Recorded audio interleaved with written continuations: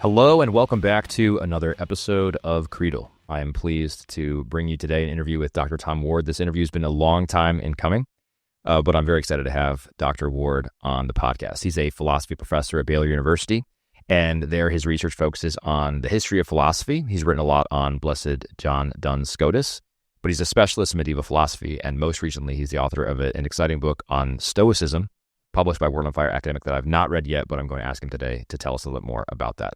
So some books that Dr. Ward has written: Ordered by Love, an introduction to John Duns Scotus. And we'll talk about this one a lot today because I have read it and found it a very fascinating introduction to a man about whom I knew very little. And after I read this book, I wondered, why do I know so little about this man who is clearly a very great and important thinker in the history and life of the church? He's also the author of a new translation of Duns Scotus's treatise on the first principle. He translated it directly from Latin, if I'm not mistaken. And then the latest book is called After Stoicism, Last Words of the Last Roman Philosopher, published last year, 2024, by Word on Fire Academic. So, Dr. Ward, welcome to the show. Thanks for having me on, Zach. Absolutely. I'm excited to have you. Like I said, this has been a long time coming. I think we first connected a couple years ago even. And in that time, I saw that Matt Fred already had you on Pints of Aquinas. And I was like, oh man, I could have been first, but here we are. I enjoyed listening to your conversation with Matt. That was great. Yeah, thanks. I know one of the things you talked about there was your journey to the church. Like me, you come, at least maybe not originally, but you came from an Anglican background. And I also know that you've had an interesting journey in that you came into the church and then were sort of dissatisfied once you got here and left again and then came back and are here for good now. But can you tell us a little bit more about what your journey was, how you got here? I think you converted to Christianity writ large long ago as a child, but talk to me about a little bit about your journey and sort of maybe the first conversion to Catholicism. Yeah, so you're right. I had a sort of teenage conversion experience under the influence of actually friends who were evangelizing me in school. One friend in particular, Tony. But fast forward many years, and I had journeyed from a sort of non-denom evangelical situation that was really rich in a lot of ways, formed a great love of Scripture in me, and still very grateful for it, and sort of began exploring church history more, and that led me to the Anglicans and sort of getting my feet wet in the sacramental understanding of the church and episcopal leadership of the church and all of that. And then for a variety of reasons having to do with the kind of chaotic state of the Anglican world, seeing its instability and the internal impossibility of any kind of authority that could really stabilize the system, combined with my own reading, St. Thomas Aquinas more than anyone else, just sort of reading my way into the Catholic Church and wanting to be closer and closer to the church that I found in the history of great theologians like Aquinas and St. Augustine. And so it was a very, on the one hand, intellectual conversion, but then on the other hand, it was also a sort of escaping chaos conversion. So my actual picture of what Catholicism was like was highly theoretical, whereas my experience of what Anglicanism was like was, on the one hand, I loved the liturgy, I loved Anglicanism as it could be and should be, but did not see a future in the Anglican world. And so I was escaping from problems in Anglicanism, trying to hold on to this quite abstract vision of the church that I had received, and it was true in so many ways. But then, as so many Catholics discover, whether you're a cradle Catholic or a convert, no particular church is perfect, no priest is perfect, all the people in the pews are imperfect, and so I had a period of pretty profound disillusionment entering the church with my wife, leaving behind lots of friends, disappointing family, disappointing close friends, and then finding on the other side of all of that banal liturgy, pastors who didn't know how to preach or didn't care to preach orthodoxy. We had trouble making friends, partly because we were still hanging out with all of our Anglican friends. And so we just felt like our lives as Catholics was was insipid and socially lonely. When I encountered some of the chaos doctrinally that infects the Catholic Church, it felt like, well, what did I do all this for? I'm still have to deal with the chaos. And so we stopped going to Mass, and I regretted it. It's no good excuse, but we just sort of gave up. It was a kind of despair. Now, we had a kid at that point, and so we thought, well, it's still important to go to church, and so we actually returned to an Anglican church for a while. Just kind of knew that it wasn't a permanent solution, but we just felt like we needed to do something. At least we could go to church with our friends and hear good sermons and all of that. And it wasn't until, this will sound crazy, but it wasn't until the McCarrick scandal in 2018 that I started feeling really convicted. Things had been moving. Things had been moving. Like, I read Thomas Joseph White's The Light of Christ. Love that book. That's fantastic. Oh my gosh, yeah. I love that book so much. But it was a sort of a Tolle Lege sort of moment where I thought, let me try to recover what it was that attracted me so much to the church in the first place, and that book really helped. But it wasn't until the McCarrick scandal broke, and I remember being so mad, and thinking, if these Catholics could just be good Catholics, we could save the world. Yeah. And then I realized that, well, I was a Catholic who was being a really bad Catholic by not going to Mass. So I had this, I don't know if it was a beam or a speck, but I saw that with all the other stuff going on with bad prelates and all of that, I myself was being a bad Catholic. And so was moved to go to confession and just start going to Mass. I mean, it really was as simple as that. Yeah. That's great. Now, when you... Since then, go ahead. Oh, sorry. When you had become Catholic, had your wife already been Catholic or become Catholic with you? Is that a journey that you made together entirely? Yeah, we did that together, but then coming back, that took a while for her. Okay. Because I did it kind of spur of the moment almost. And she needed a bit more time. Sure. But eventually, within a year, we were all at Mass together again. And yeah.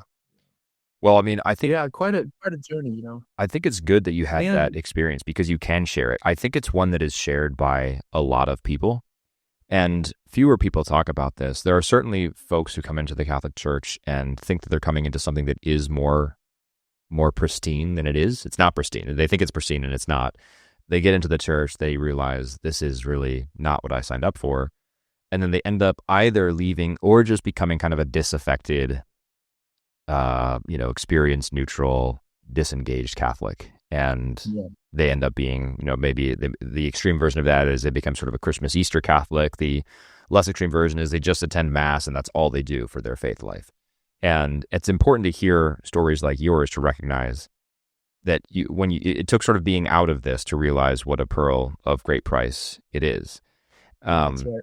And it's why I've had some of this disillusionment. When I became Catholic, I didn't actually officially become Catholic while I was in Oxford, but it was on the heels of my experience in Oxford where there was a fantastic Catholic community.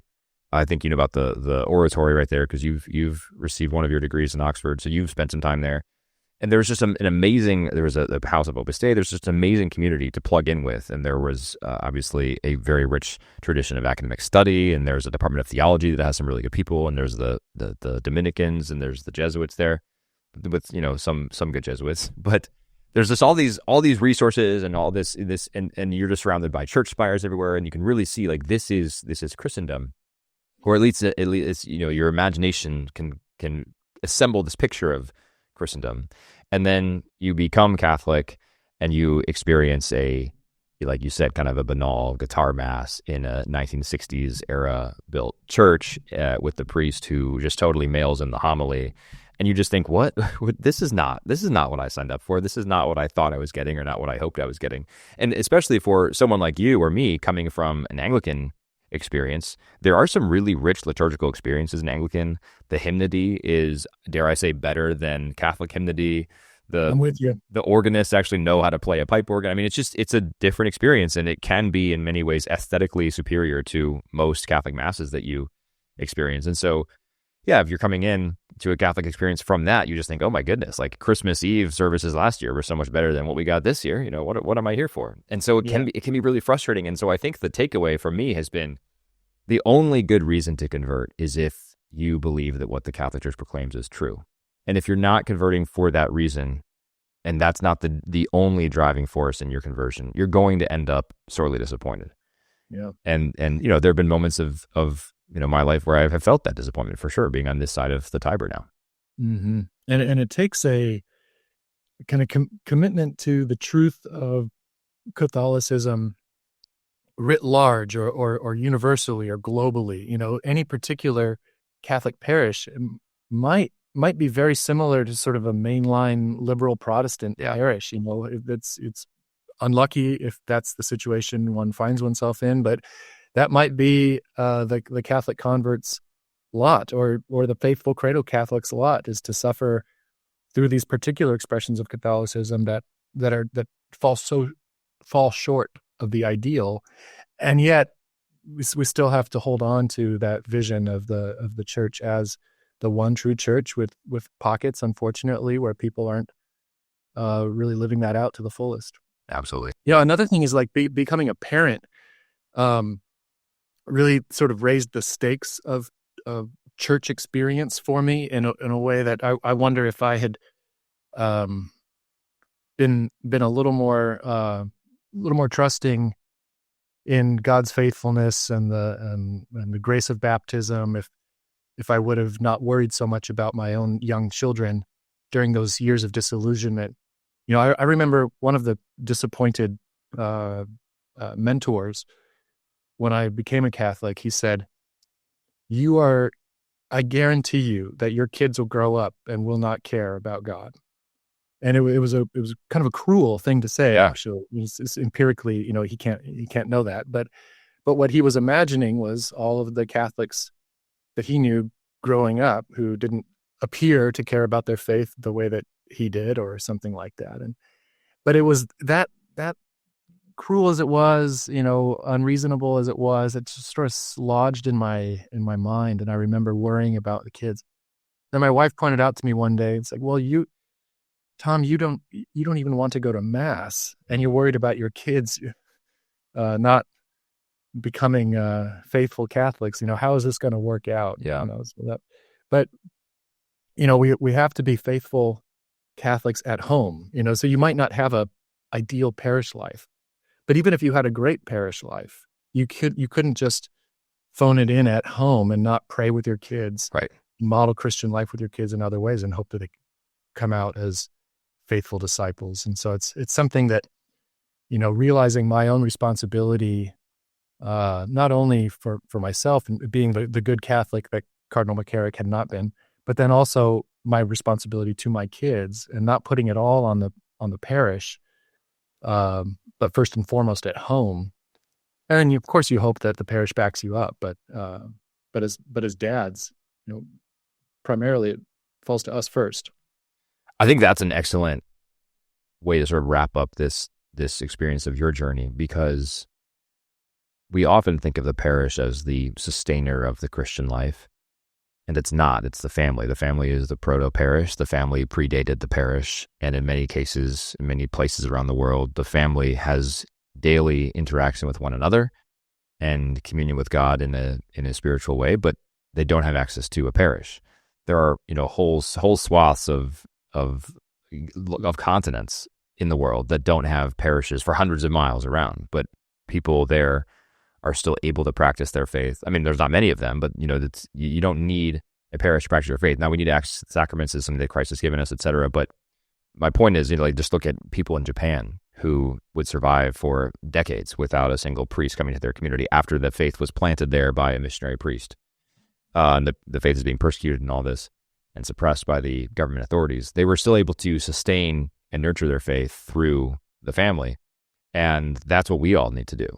So the fact that we get frustrated with our parishes it's a bummer, and it's sad that our parishes are often not as good as we would like them to be, but we have an opportunity and a responsibility at home to make sure we're nurturing and passing on the faith and living the faith very actively. I mean, the faith should be and is a way of life. It's not just obviously something that we go to on Sundays. And if we fall into that mode of thinking, it's going to end up poorly for everybody. Amen. Yeah, I mean, this is something that my friend Larry Chapp comes on the podcast every now and then, and we always end our discussions with talking about the call to holiness. And Larry in particular, he's named his blog Gaudium et Spes, which is based on the Christology of Vatican II, and he runs a Catholic worker farm because he's really interested in this sort of this personal holiness and this commitment to living it out daily. And whenever he writes on the church scandals, and he does this a lot, it comes back to holiness. What are we doing? What are the lay people doing in the church? And like you said, if we're just leaving, then in a way, I think we're sort of like Pilate. You know what I mean? We're just washing our hands of this. Like, we're not guilty of this. We're just gonna walk away. But are we actually doing more to cultivate the sanctity that the church needs in her darkest hour, or at least one of her darkest hours? So, I'm glad you're back, Tom. This is great, and I'm glad that you can share your story so that others can hear this and think, okay, I'm not the only one who's upset and disillusioned and disappointed.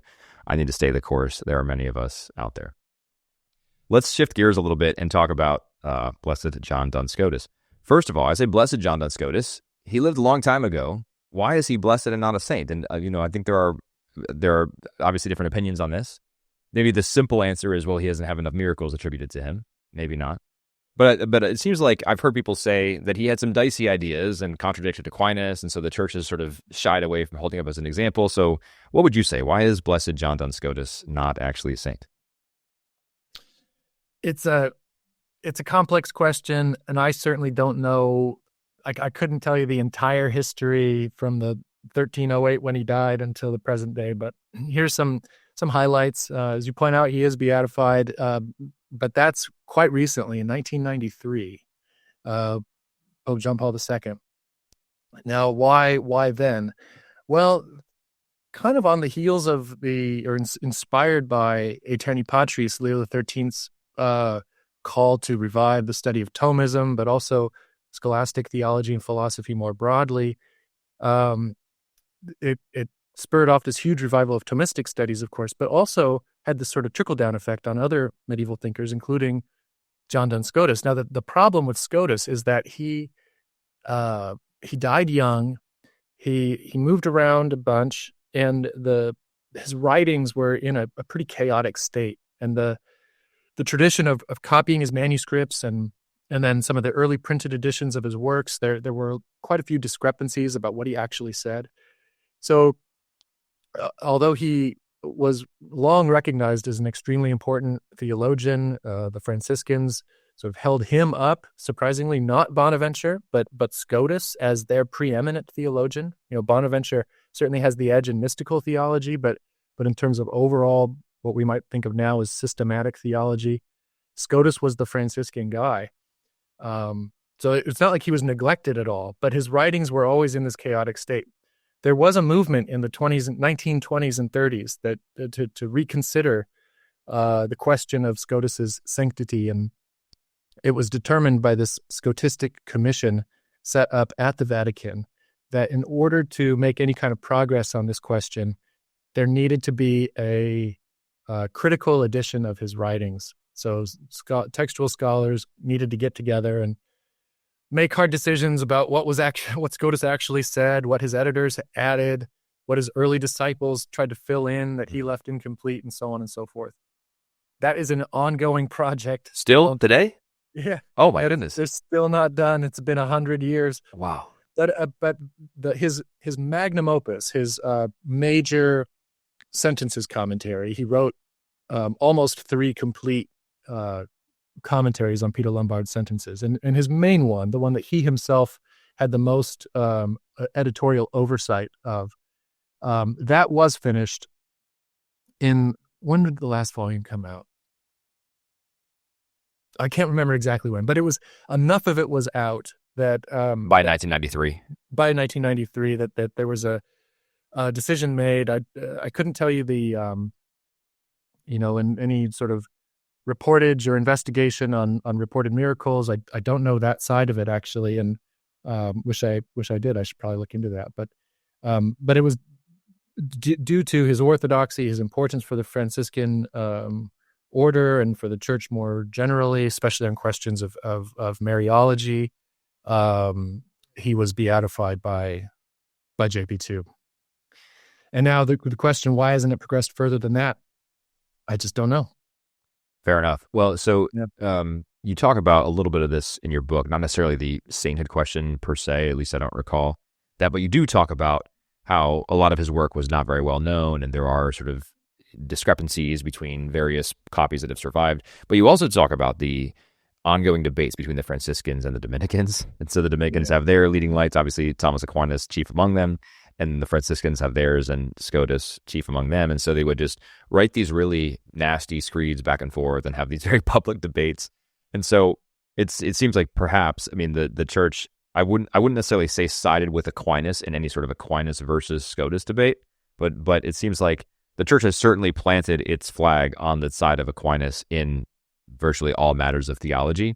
Mm-hmm. And so a person like John Duns Scotus, who perhaps has been held up as contra Aquinas, fairly or unfairly, then just sort of gets a bad rap and people don't fully understand what he's saying, and his works are not surviving very well or not surviving without some discrepancies. And so it's just sort of easier to say, like, well, let's just tap the brakes. If we don't really fully understand who he is and what he said, we don't want him to contradict Thomas Aquinas. So let's just pause. That's right. And what people think of as the main disagreements nowadays really did not seem to have been quite so controversial back in Scotus's own day. I mean, what's funny about these old disputes between Franciscans and Dominicans, it's kind of ironic actually, is that, you know, Aquinas was a little suspect in the last few years of his life, first few years after his death, because he tended to adopt a more Aristotelian positions. He was more Aristotle friendly than the Franciscans tended to be. The Franciscans tended to side with the Victorines, who were channeling St. Augustine and that whole theological tradition. So there was where there was disagreement, it was the Franciscans on the side of tradition and orthodoxy. That's funny. And then Aquinas and the Dominicans sort of pushing the envelope a little bit, right? And that, it just shows you, I mean, it's not as Aquinas was in fact orthodox, of course, right. And by the 1320s he was canonized. So, but there was this concern that if we take on too much of Aristotle too quickly, we'll lose orthodox understanding of doctrine. And that, you know, nowadays where the Franciscan intellectual tradition has, shall we say, languished, or in some circles gone a little kooky, it's Dominicans, wonderful Dominicans like Thomas Joseph White and many others who are sort of fighting the good fight. They are, yeah. I mean, the eastern province of the Dominicans in the U.S. is just filled with so many good and holy men who love Christ and are really teachers. Yeah, me too. I love all those guys. I was just out there a couple months ago. At the House of Studies? Yeah. Cool. Fantastic. Yeah. Good to go back again. But, you know, this question, I think the issue that pops up more than any other is this question of univocity. And there's supposed to be something about Scotus's thought on religious language and the way in which at least some of our concepts or terms can apply to God in exactly the same way or mean exactly the same thing as applied to God as they do when applied to creatures. So this was a fascinating part of your book. But so as an example, wisdom, right? Like wisdom. You're a wise person, and then we talk about the wisdom of God, and Univocity would hold your wisdom is the same type of wisdom that God has. Maybe he has it in sort of infinite supply, but it's the same wisdom. Is that a correct understanding? Yeah. And if you just sort of leave it like that, it can sound a little presumptuous. Sure. You know, for sure. What do you mean that we mean exactly the same thing when we say that I'm wise and God is wise? And so in order to be sympathetic at all to Scotus's position here, we need to finesse or make more precise a claim like that. And it's that failure to add the precision or the just reading what Scotus has to say in a hasty way and maybe being startled by it and thinking he must be a bad guy that has led some people to think that, you know, he's lays the groundwork. He himself isn't supposed to be guilty about this, but lays the groundwork for a collapse of the transcendence of God. God becomes ontologically on a par with everything else. maybe even becomes just one theoretical postulate among many, and just as we discarded ether because it turned out not to be needed for physical theory, maybe someday we'll be able to discard God because he's no longer needed for physical theory. These sorts of narratives that get told about what Scotus's Univocity doctrine is supposed to entail. Right. Now, in the end, however people have misunderstood Scotus, that's their fault, not Scotus's fault. So when we do intellectual history, we have to be careful to distinguish, what are we attributing to some particular thinker, and what are we attributing to later thinkers who read or misread and then applied those misread ideas. Yeah. But the wisdom thing, Scotus's most common example is actually being, but we could do this with wisdom. And when we think about a complex concept like divine wisdom, and then a complex concept like the wisdom that a human being has, Socrates' wisdom. What Scotus invites us to do is to analyze the concepts. So in the case of divine wisdom, we have something like wisdom, the simple definition of wisdom, plus divine infinity.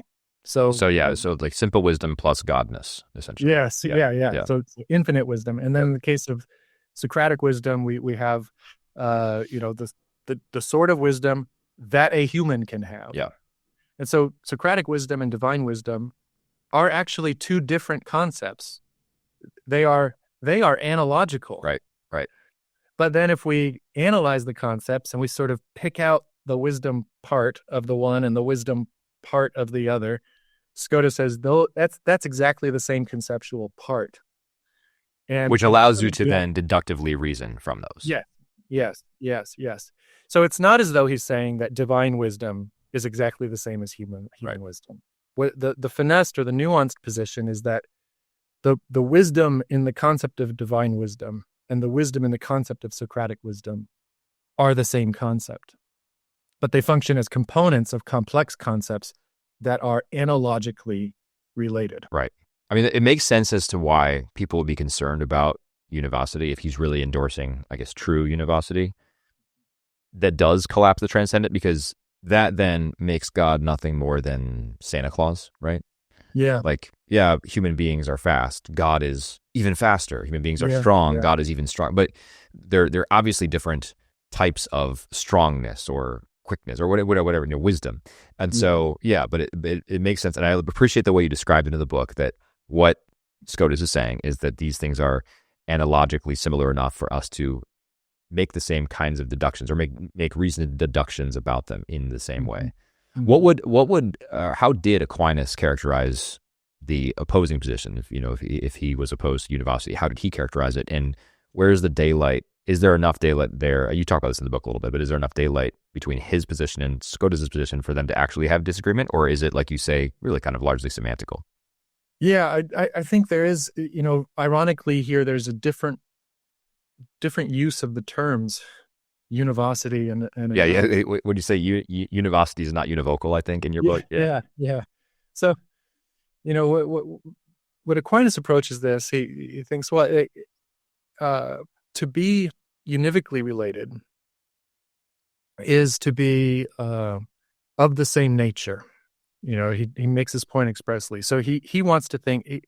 So Aquinas has this view about the relationship between linguistic meaning and ontology that Scotus doesn't have. So this is a philosophical dispute, if there's really a dispute here. It's not a theological dispute so much as a philosophy of mind, philosophy of language sort of dispute. The idea for Aquinas is, since God and creatures are of different natures, which of course Scotus agreed would affirm, since they're of different natures, then any quality in the one can only at best be analogically related to any quality in the other. And so then when we use our words to name them, or our concepts to think them, the concepts end up having merely analogical relation to each other.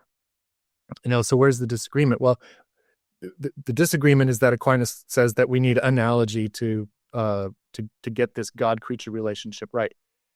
But when Scotus talks about univocity, he says, I call univocity, I call terms univocal that are sufficiently united in meaning to preserve valid logical reasoning. And when Aquinas comes to define or to describe his theory of analogy, it's like, well, it's not exactly the same, but it's sufficient enough in meaning that we can preserve valid syllogistic reasoning. Sounds like the same thing. So yeah, it's like what they're after is a theory that can preserve reasoning about God while allowing both for the Different similarity natures. and the difference. Yeah, that totally makes sense. Now, your point about when we name things makes me think about, I don't remember if I read this somewhere on the internet years ago or if someone told me this, but I thought, this was years ago, I thought that that Duns Scotus was actually associated with nominalism.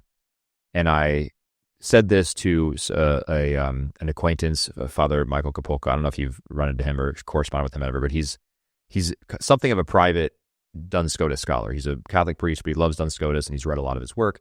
And so I made this thing to him and said, basically, I'm not a nominalist. Wasn't Duns Scotus nominalist, and he was pretty vehemently, defending Duns Scotus against this charge. And then, of course, you go into this in your book as well, this vindication of realism and Duns Scotus. So, was I totally off base that has he never been accused of that, or is that actually the case? Is that also based on a misunderstanding of Duns Scotus? He has been accused of it. I have not been able to trace where this got started, but in a lot of the 20th century decline narratives, he gets accused of being a nominalist. Here's why. So let me say just quickly, why that's false, and then why I think people might have gotten the idea that he's sort of a proto-nominalist. Okay, got it. So it's definitely false because when we think about, so this issue has to do with the reality of common natures, as you know, but just for listeners. So Scotus is emphatic that between individuals that share common nature, like here we are, we're two human beings, we share human nature in common. The human nature that we share is something real. So then we say, how many human natures are there represented on screen right now? Well, that's a tricky question. On the one hand, there are two, because there are two individual human beings. Right.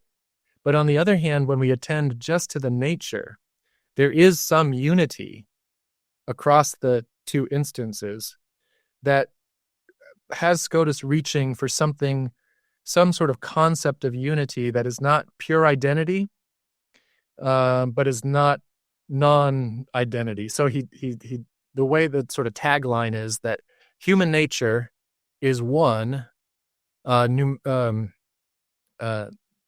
one but not numerically one. Right. So there's some sort of unity, but not exact identity. It's a tricky concept, but it's just metaphysics is tricky, and right. So the thought, whether or not he makes sense at the end of the day, is in one sense beside the point, at least for present purposes. But he is emphatically trying to preserve the reality and the unity of common natures, and I should add, a reality and unity of common natures outside of the mind. So that the unity that human nature has is not dependent on our thinking about it.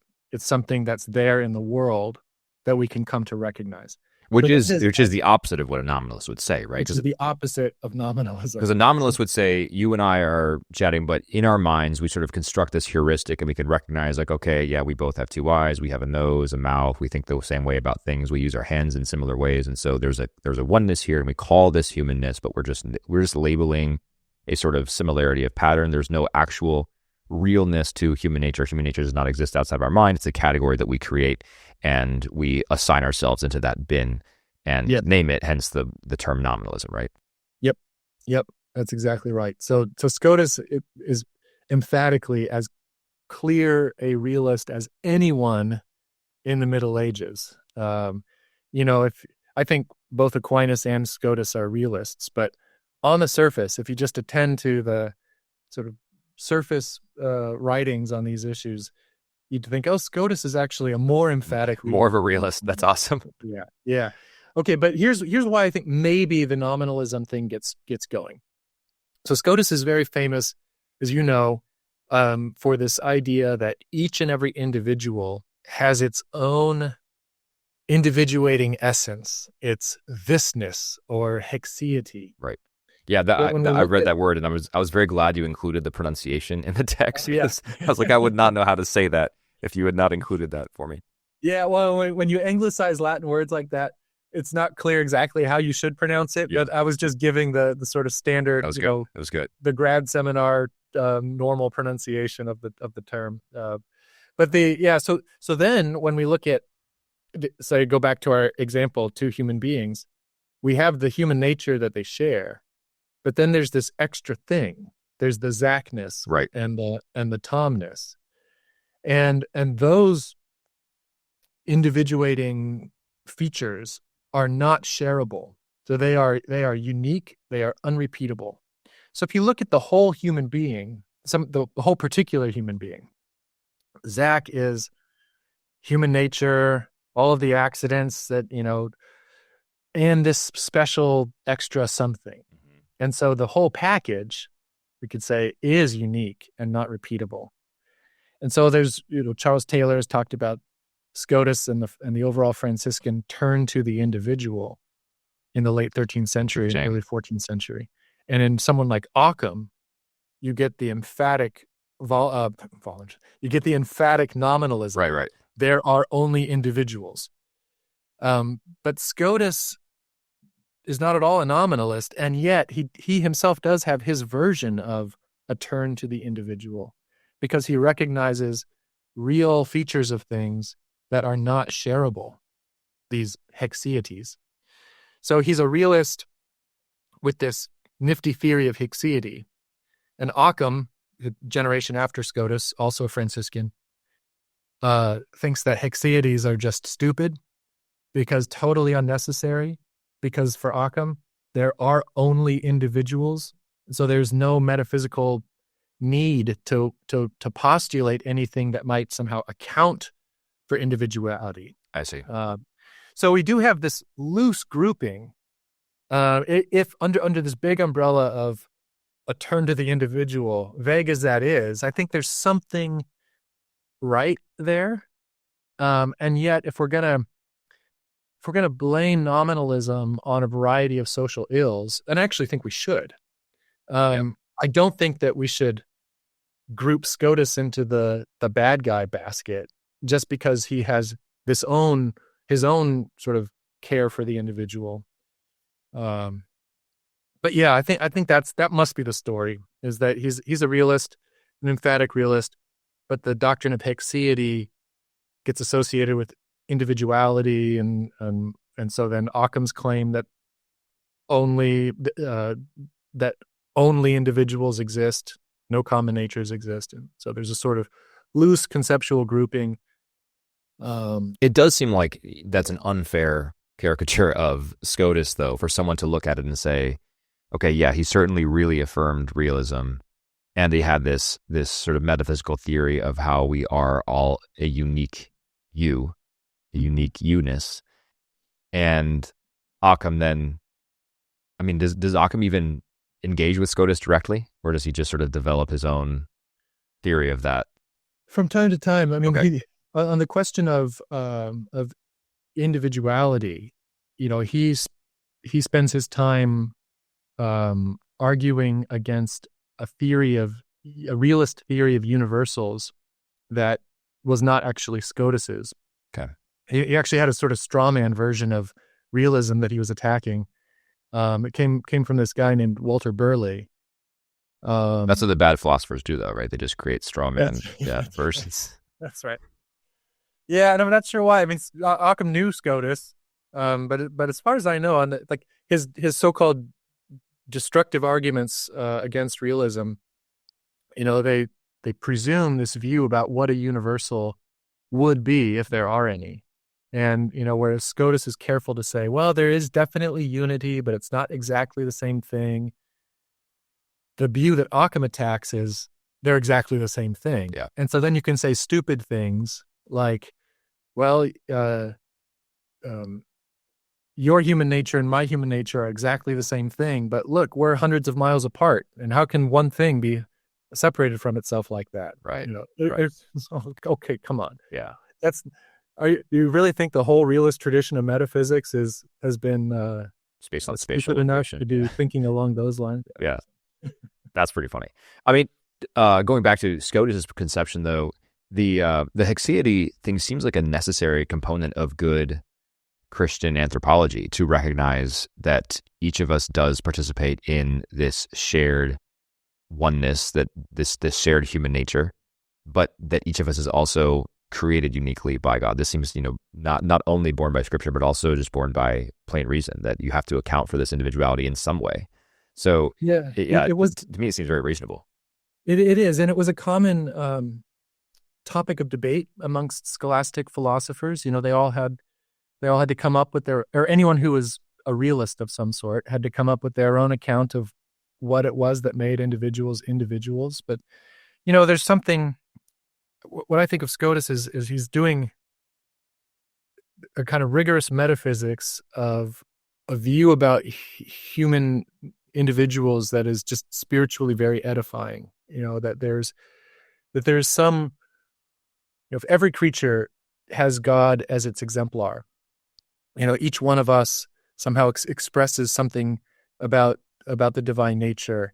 And then the doctrine of Haecceity comes along and says, there is some unique way in which we are called to resemble God. And so our own sort of paths toward divinization, are all just slightly unique. C.S. Lewis has some beautiful thoughts about this. There's uses different metaphors like a key, a key and a different lock of the divine nature, and then we can share that. Whatever we're able to sort of open up about divinity, we can then share that with each other. Or there's a chord. There's if God is like a sort of musical entity, then each individual human nature is like one note or a chord. Right. Beautiful stuff like that. And I think that, in like spiritual theology or personal devotion, thinking along those lines is really fruitful and yet is also grounded systematically in the fact that God is a deliberate, knowledgeable creator. He creates out of love. Our Lord tells us that he knows the sparrows. He counts the hairs on our heads. So there's this sort of intimate familiarity with the details of creation down to the level of individuals, even their parts. Right. That is just sort of given in what God is and how any kind of contingently created universe would be related to God's power and God's knowledge. And so then Scotus comes along and he sort of takes the sort of devotional side of it and the systematic theology side of it, and then does this sort of cool metaphysical thing with it. Yeah. And that's the doctrine of Haecceity. That's cool. This is just a question out of curiosity, but when you devote so much of your professional life to studying the work of one man, so in this case, you've probably written everything that Duns Scotus has ever written. You've probably read all of that multiple times and translated it, as we've already talked about. Not all of it, all of it, but a lot of it, right? Yeah. And so you're probably one of the world's, certainly in the top 0.01% of people familiar with his work, right? When you do that, do you find yourself, thinking more like him, or do you choose to study him because you already think like him and are inclined to his thoughts, or do you find yourself departing from his views at more points than you initially did, and the more you engage with it? Sort of, what's your experience studying one of the great men of the church for your professional life? Yeah, I've made my peace with the fact that I really do look to St. Thomas as the best. Okay. And not just because the church tells me I need to. Sure. I think all things considered, what Aquinas achieved, it really does surpass Scotus. And yet, Scotus has these moments of insight. He's not as systematic a thinker. He's not as good of a teacher as Aquinas was, so his writing is much more difficult to access. But he was so creative and so rigorous that he's just just regardless of whatever you think of like the spiritual payoff, just to see the mind at work is sometimes overwhelmingly beautiful. The creativity and the nuance and all of that. So there's this very just intellectually stimulating side of approaching Scotus, and then there is the longer that I work with Scotus, the more personal affection I felt for Scotus, because you dig under the syllogisms enough, and you see every now and then you see the beating heart of the one who really does love God, and that is a dominant theme of Scotus's theology, even though it's usually couched in these heady, abstract metaphysical terms. But the centrality of love for Scotus and the early Franciscans is really there. It's evident all over, and that has really been something that's influenced me a lot. I found a sort of growing personal devotion even to Scotus, praying for his intercession, especially when I was doing the translation project, which is so difficult. So all that said, so personally, I feel closer to Scotus than I ever have, and yet as I'm starting to step back from the minutia of one Scotus paper after another, I think, he's not the best, but it really was worth giving about 20 years or so to Scotus, and it's not going to be the only thing I do from here on out. But well, especially he's worth it. He's worth it. In, I would say, sort of an underappreciated man. I mean, many people have spent 20 plus years looking at Aquinas. I mean, the entire sort of academic side of the Dominican order does that, and that's great. And I'm not knocking that at all. But it's also good to have people like yourself dive in and unearth the treasures of Duns Scotus as well. So if you had one of those opportunities to have dinner with a historical figure from the past, would it be Duns Scotus or would it be Aquinas? If you had to choose between the two of them. Okay, then I pick Scotus actually because I've read more Scotus than I have Aquinas at this point. I think it makes sense. Yeah. I'd like to ask him some very technical questions. Yeah, that'd be great. Okay, so you mentioned the creativity of his mind. We're running out of time here. I want to respect your time. I was going to ask you about his argument for the existence of God. And you have a great chapter on this, so I'll just tell listeners to pick up this book, Ordered by Love, An Introduction to John Duns Scotus, published by Angelico Press. But as an example of his creativity, can we talk for just a few minutes about his kind of solution to the fall of Satan? Because I found this absolutely fascinating. I mean, I'll sort of introduce this, and then you can correct me where I'm wrong or get the details a little bit incorrect. But basically, the problem is, how could Satan fall if Satan is a creature created by God? God is only the author of goodness, and God is never the author of evil.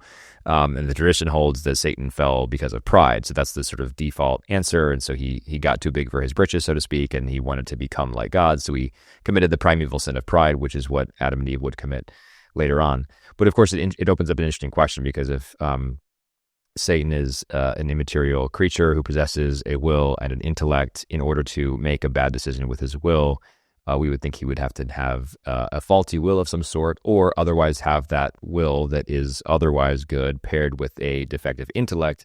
But that's a problem, because the tradition has held that Satan actually has had an intellect that was, in fact, capable of discerning between the right thing to do and the wrong thing to do. And so now we're back to this, well, maybe he had a defective will.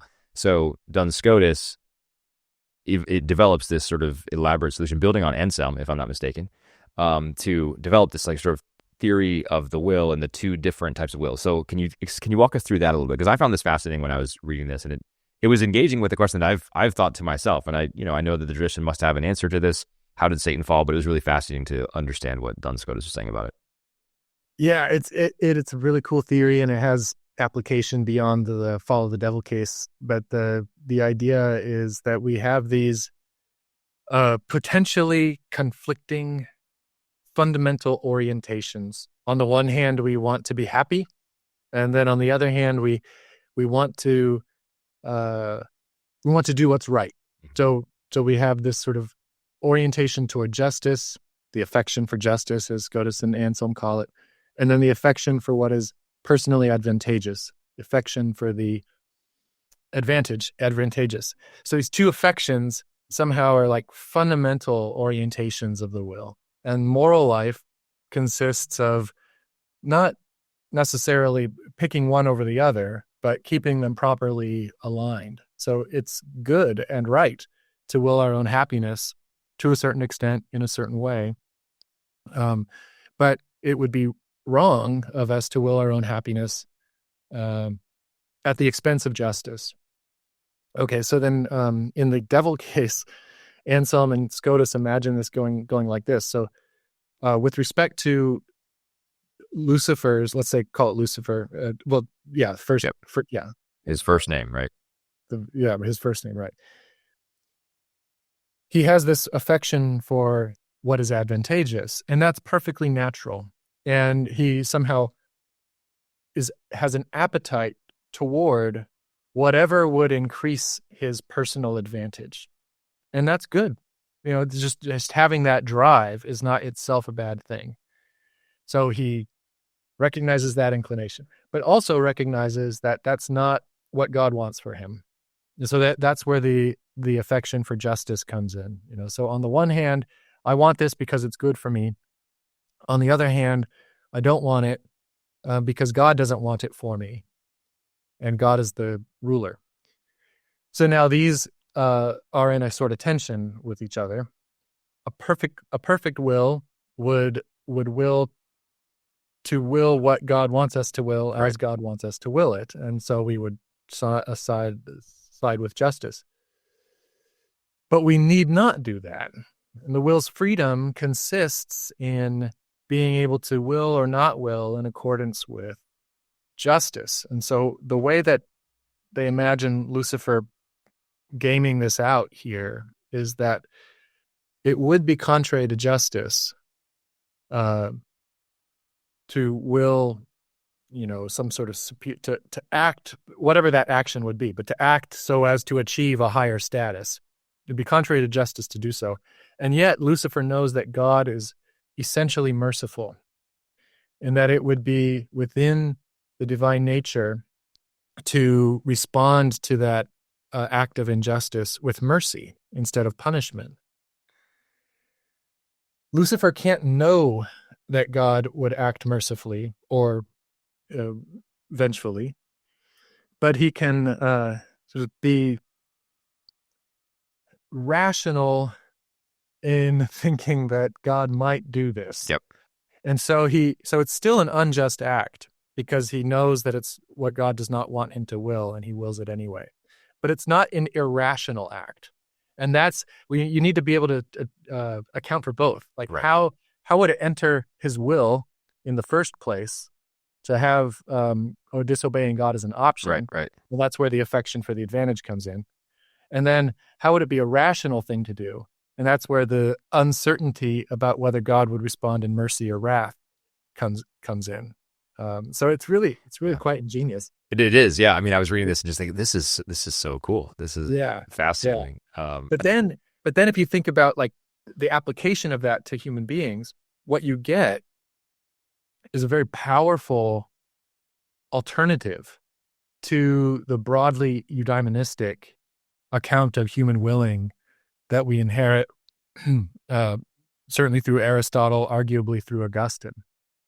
And Anselm tweaks this. And Scotus sides with Anselm on this. So the will really does, later Kantians might describe this in a certain way, right? We desire happiness, but we also desire what is right. Yep. And moral life consists, in many cases, in choosing between these. I think that's a little bit anachronistic to read the Anselm Scotus line as exactly like that, but I think it's definitely there and later in the tradition. Mm-hmm. But we do have to go with Scotus here. We do have to abandon this idea that there is one single final end of all human desiring. There really are two, and it is possible. It is psychologically possible to will what is just, not for the sake of our own happiness, but for its own sake. And in fact, both moral and religious life really require that as the highest goal. Like, so charity for Scotus, charity is that divinely infused virtue whereby we become capable of loving God for God's own sake. Now, I mean, even Aquinas, of course, is going to say that that's the achievement of charity, is to love God for God's own sake and not for the sake of your own happiness. And yet Aquinas has on board this Aristotelian idea that everything we do for the sake of happiness.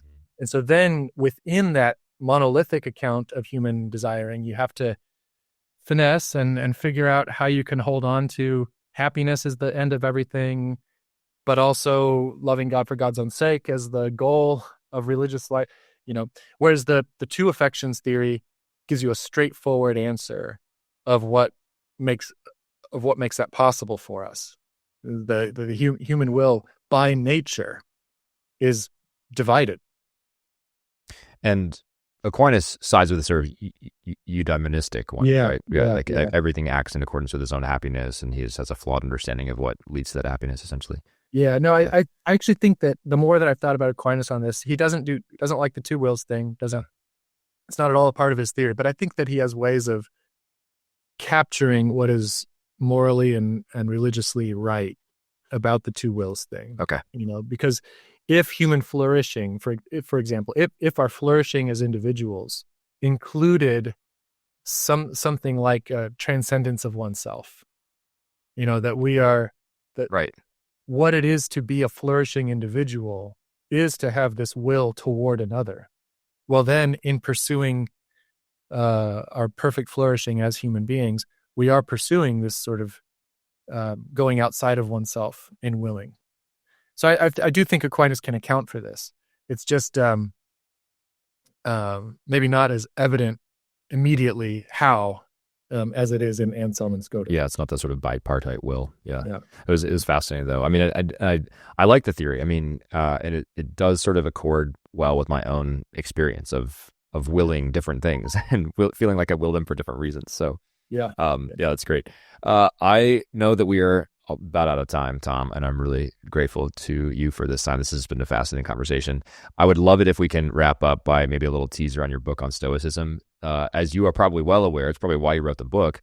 There's a resurgence of interest in Stoicism, especially among young men who are seeking more and wanting to detach from the digital and other pleasures of this life and become more ascetic, more stoic.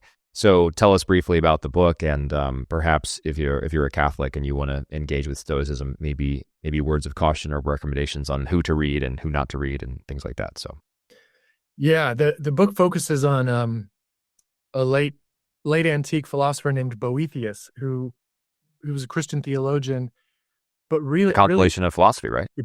Constellation of philosophy, yeah. He was really influenced by a lot of aspects of Stoicism. I think all the best aspects. As you pointed out, there's I think a widespread recognition that so much of our lives today is lived under compulsion, or we experience, this tugs toward the phone or whatever, as not things that we are choosing, but things that we feel we are compelled to do. And the best of Stoicism is a kind of program for self-mastery. So that as much of life as possible is lived free from compulsion. And it involves a kind of cultivating detachment from things, cultivating virtue so that you're disciplined enough to remain detached and all of that. And that's really why I wrote the book, because I'm so sympathetic to whatever it is that's driving this interest in Stoicism. I think is good. I don't think that we should land in Stoicism, though, partly because it's not good enough. Yeah. It holds out something like being really chill as the highest end of human health. That's true. Rather than beatitude. Yeah. And so what I admire about Boethius is that he takes on board all of these like great techniques and teachings of the Stoic masters, but then tries to fuse that with a real transcendent hope for the possibility of a happiness that is not mere tranquility. And he has a really powerful story, is the story of his own life as a prisoner, and unjustly executed and all of that. So yeah, the book kind of came out of responding to this Stoic moment, also honoring Boethius as another neglected Christian saint, not always recognized as such, even by Catholics. But he died 1,500 years ago this past October. And Wow. so there was a sort of also a kind of anniversary occasion for the book. So yeah, after Stoicism, the people at Word on Fire are great. David Augustine was my editor, and they produced a physically beautiful book. So I think the experience of reading it just tactilely and visually is, whatever you make of the content, right? It'll be. No, I'm going to pick up a copy. I haven't read it yet, but I'm really excited to do that. And Word on Fire does a great job making beautiful books. So Really good. yeah, I'm going to include links in the show notes to both of those books: After Stoicism, Last Words of the Last Roman Philosopher from Word on Fire, and Ordered by Love, an introduction to John Duns Scotus. Tom, thanks so much for hopping on. It was a real pleasure to talk to you. I learned a ton, and hopefully my listeners do too. Really appreciate you taking the time to chat with us about this. Thanks, Zach. It was a blast. Absolutely. To my listeners, like I said, links are in the show notes. Go ahead and read Dr. Ward's work. If you have questions for Dr. Ward, go ahead and send it to me, Zach@creedalpodcast.com. And if I collect enough of them, then I'll invite him back on the show to work through some of these. So to my listeners, hope you have a great rest of the Merry Christmas season, and God bless you.